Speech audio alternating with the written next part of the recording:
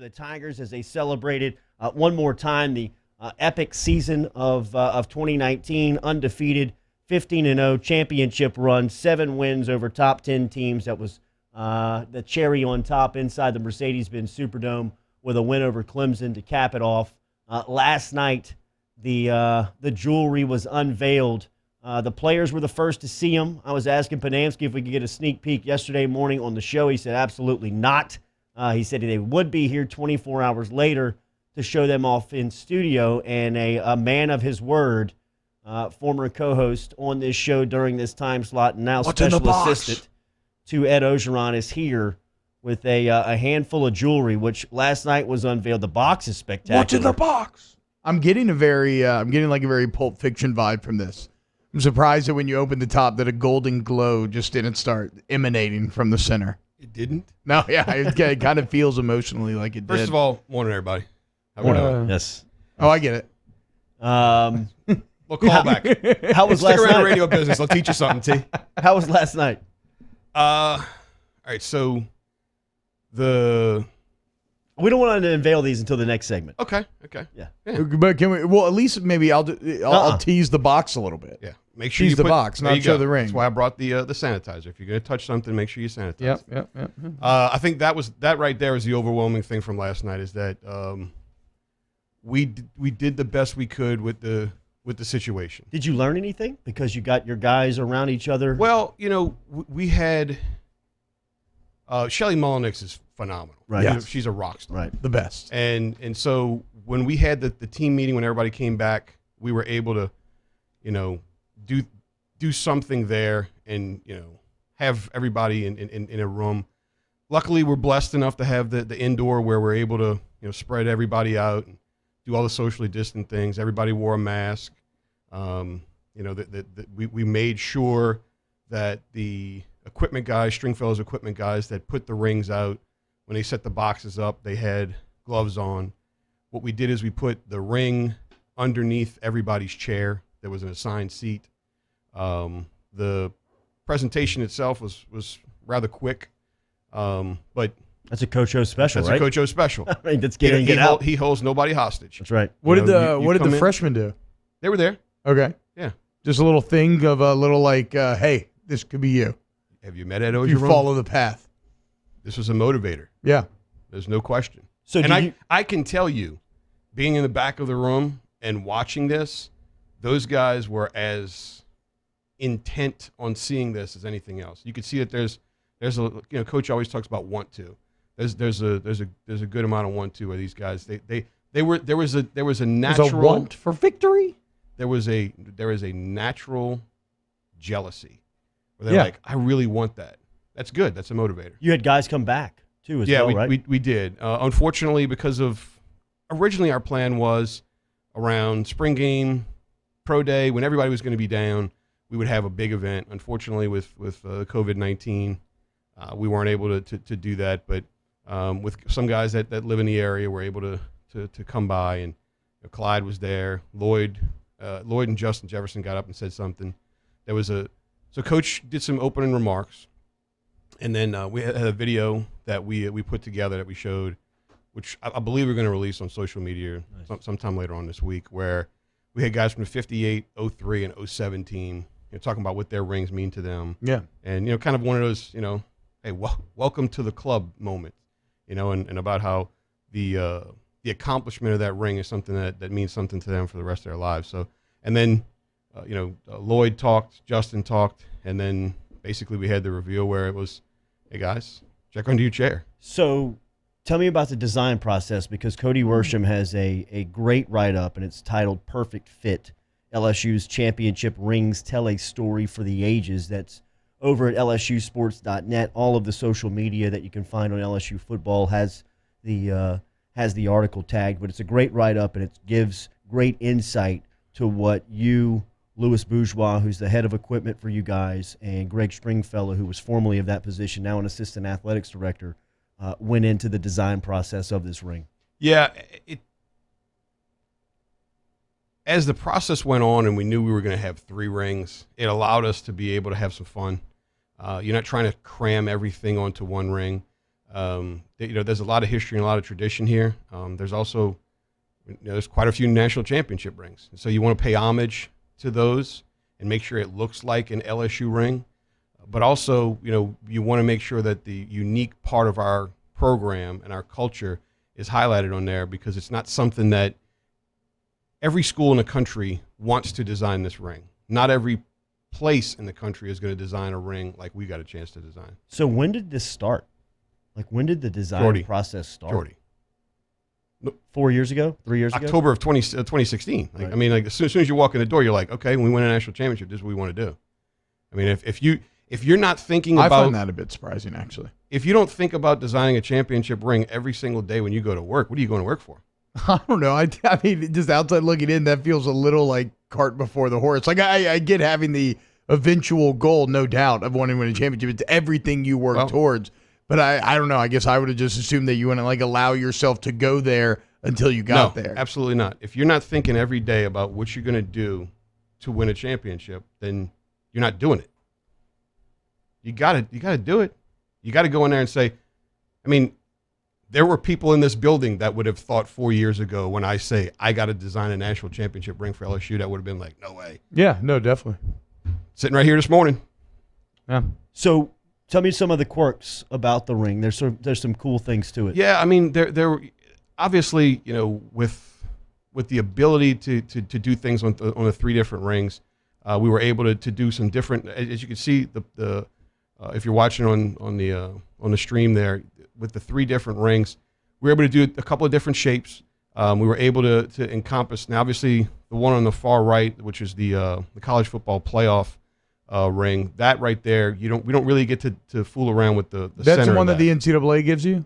the college football playoff gives. Oh, okay, yeah. They don't, the NCAA don't control. Yeah, but that comes from outside the school. Yeah, that's exactly right. And so there's a limited number of those that we get.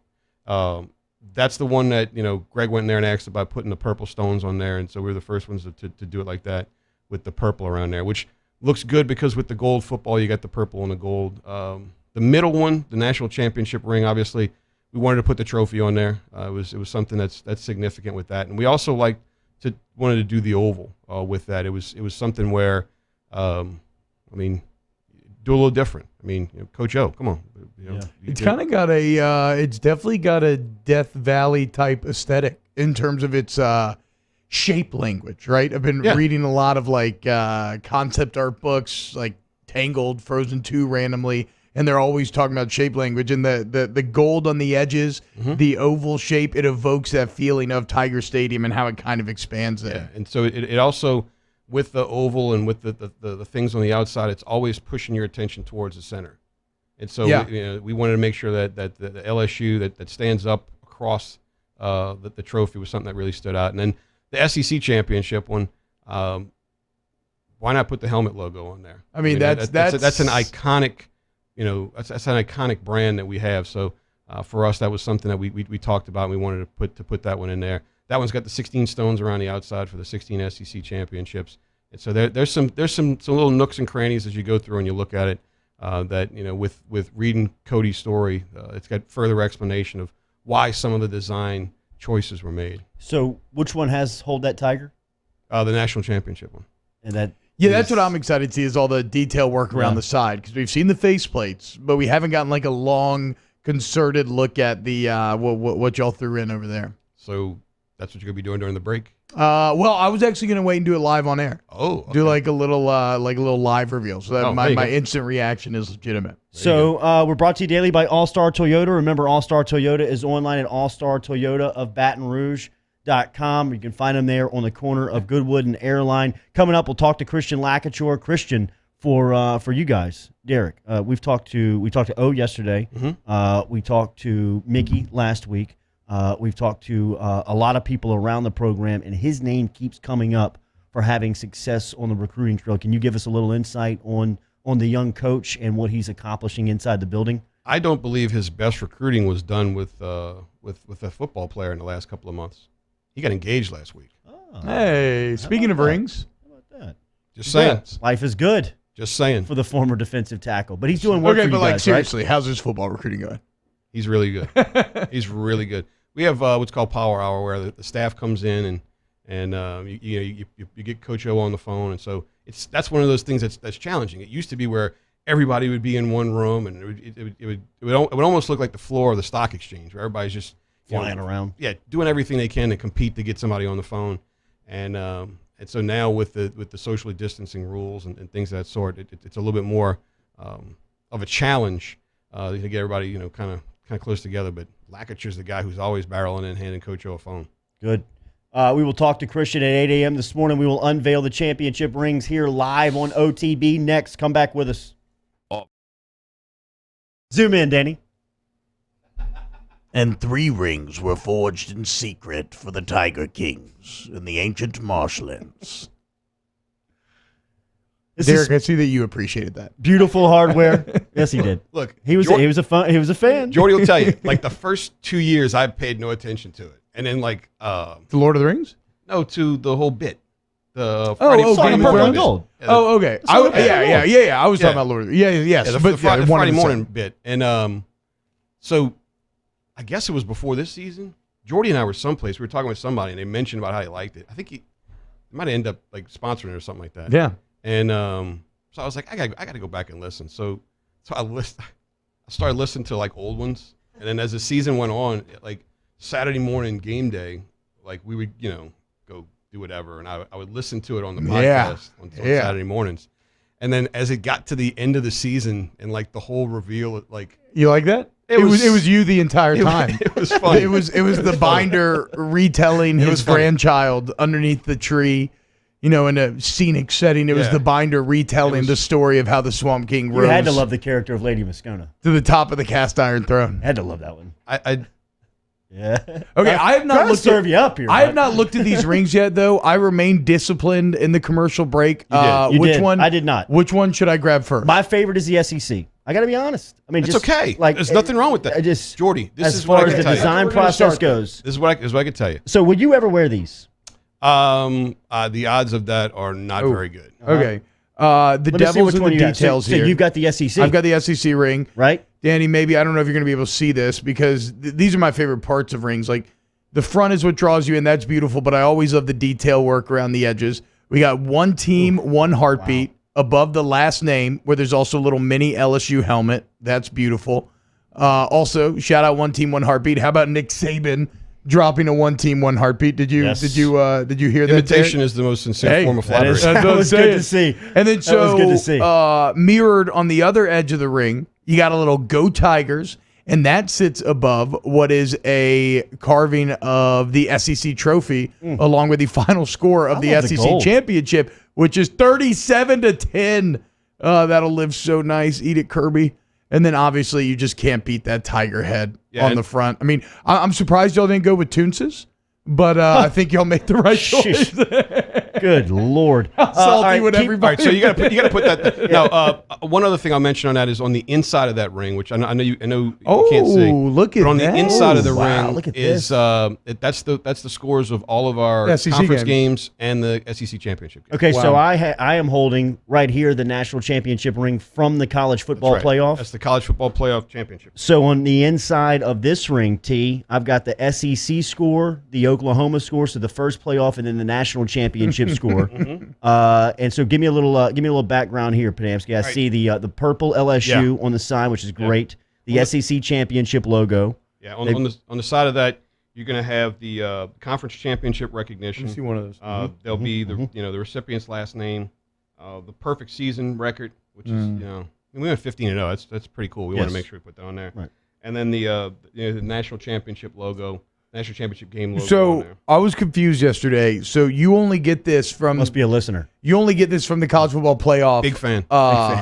You only get this from the playoff if you win the championship, right? This is not just a like you won a semifinal ring. No. Oh, okay. I misunderstood that yesterday. Yeah, this one's just kind of classic. Nothing too particularly special. You could tell that this is more designed by them. Yeah, I was going to say there's some confinement that you have in the design with that. They have a kind of a standards that they have there. Yeah, exactly. So it looks better than our old one that came from the BCS, which my buddy Josh Jurasic yesterday was saying basically just looks like a class ring. Now this next one. This does not. No, that does not. And that even has some echoes of the '07 ring, which had the two sure does. BCS trophies on it. And instead, this now has the first, what I lovingly refer to as the Golden Joint. It has the first Golden Joint trophy on it that Baton Rouge has earned. You will not refer to it No, as that. you will not. I You will will not. Clearly, let me be clear. This is my opinion. This is not the school's. But it's been my opinion since day one they revealed that trophy. I love the accent of the gold and the silver side by side. Sure. The state of Louisiana is a great touch, and to me, my favorite part of this ring is the is Tiger Stadium on the side. Yeah. So Danny, if you want to zoom in here, I don't know where you're coming from. We right there. We wanted to make sure that it's not just about the team. It's about the support that the team gets from the fans in the stands. So that on the side Hell of that, yeah, when you that see looks awesome. Tiger Stadium on the side of that, that's kind of the representation of the fan base that came out and supported us throughout the season, and we wanted to make sure of that. Another hold that Tiger across the side, and then on this side above Tiger Stadium, you see the one team, one heartbeat. I You see love the that. national championship side on the side here. I mean, with Hold That the, Tiger's been core to the Coach O initiative. So for that to end up on a ring is very appropriate. It was his call as a recruiting coordinator when he was first hired as a defensive line coach and as a recruiting coordinator. It's how off the bench really became. It was our first viral moment, Collada and the Prince. That's right. Our first viral moment that we ever experienced on morning radio was that. You want to come clean on this? Should we come clean on the whole thing? That it was. That we, Yeah, I mean, we staged it. Yeah, So what we were going to do was we doing had my job then. I quit. Doing my we job had, now. We had Orgeron on every Tuesday morning when he was off of football. Now the one ring's thing that stuck on my actually finger. was his when you called. That was what was on the phone. Sure, that was. But we got a That was the recording first of time. that Right. where where when we called, it wasn't as though the phone just simply went to that. We took that, moved it around. But that's how his phone did answer. odds are he would have probably picked the phone up if it was been ringing. So we had to tell him. So the first Tuesday that Orgeron gets the LSU job, obviously Ponamsky and I are just ecstatic about the fact that he's now on the staff and that he's going to be a part of representing LSU. And his first Tuesday that he's at work, we talked to him that morning. Yes, And he was driving to the airport to get on a plane to go right. see Arden Key. that's right. That's Always exactly be right. recruiting. Yeah, and Always. so we had joked with him about, hey, we want to get you on the radio. He's like, I can't. I'm going to go. So Jordy and I were like, it'd be cool if we played the bit where we tried to call him at 7:30. He didn't answer the phone, And it goes to his Goes to his voicemail, and that's what he does. Hey, this is Ed Orgeron. I'm out recruiting the best college football players in the country. If you want to go to LSU, hold that Tiger. Yeah. And then it became the moniker. And then when he was the head coach, and I guess that's you and him working together. When you get the commitment, you put out the hold that Tiger. Great job on the. Hold on, though. Well, There's well, one detail on that the we haven't design. mentioned yet. On the inside of the national championship ring, speaking of slogans, it's right there, etched in beautifully, the LSU standard of performance. Nice. What Coach O's always talking about. Listen, I can't remember because his coaching tree Bill is so Walsh. prolific. That was Bill Walsh, Bill Walsh, that he got that from. LSU standard performance, hold that Tiger, one team, one heartbeat. It's you know all what's there. crazy? You two have put my ring on before I have. Yeah. Well, Yeah, no, and it wasn't coming off a middle finger for Where a do we second. I pick- thought I was going to have to keep it. where do we pick ours up? This How is, many did y'all make? How many were handed out? That would be a Greg question. Yeah. I don't know the exact answer to that. I will say this though, as specific to the LSU standard of performance, there was some initial talk about putting it on the outside of the ring, but we decided that we wanted that on the inside of the ring, just because the standard of performance is an internal thing. Yes. That we, as the program, we set what the standards are, and we wanted to make sure that we kept that inside the ring as something to kind of remind everybody that when you look at it internally, that we're the ones that set the standard of performance. The head coach was here yesterday. He was talking about the ring ceremony, and it's always been about celebrating 19, but turning the page to 20. You're inside that building every day. Do you feel that? Yeah, I mean, there was some really good kind of nostalgia, to see Justin and Clyde and Lloyd, Stephon Sullivan, guys that Adrian McGee, guys that came back, and we were able to see them for a little bit. It was really nice to do that. But there's no question that when the front row of a team meeting is usually all of your seniors, and a lot of those guys weren't able to come back because of COVID and travel and things of that sort, and then to look in the back of the room and see Eric Gilbert, Elias Ricks, Marcus Dumerville, and see how intent they were watching this. Yeah, there's no question that we're going to prepare regardless of what's coming our way. That's just Coach O's way. And so there was a little bit of a I guess you'd say some closure to some things. Yeah.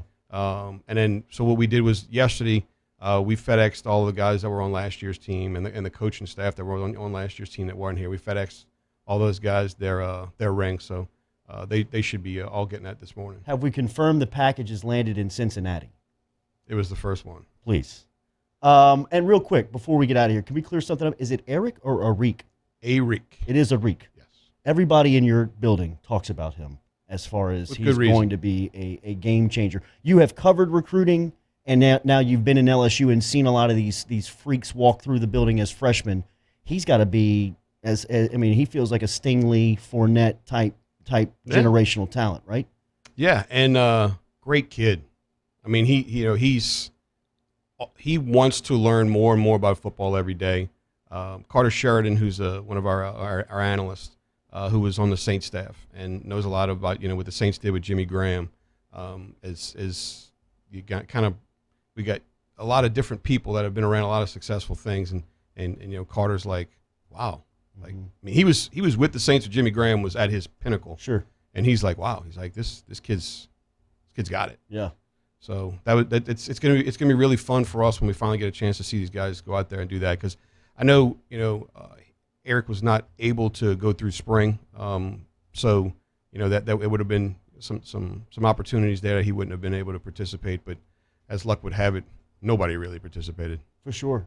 Somebody that has seen the operation of big time college football up close like you do every day, can you give us an idea what the analysts mean to the coaching staff? What the amount of pressure, but the amount of the workload that they take off of them? Well, and it's all a collaborative process. So when you've got the amount and the volume of information that we're able to bring into those meetings, and you have guys that are organized, like Steve's incredibly organized, and Bo's incredibly organized, and then Coach Mack on special teams is incredibly organized. When they're able to bring those reports in, understand what they're reading, because sometimes if you just come in with statistics, it can all of a sudden just get overwhelming, really crazy with that.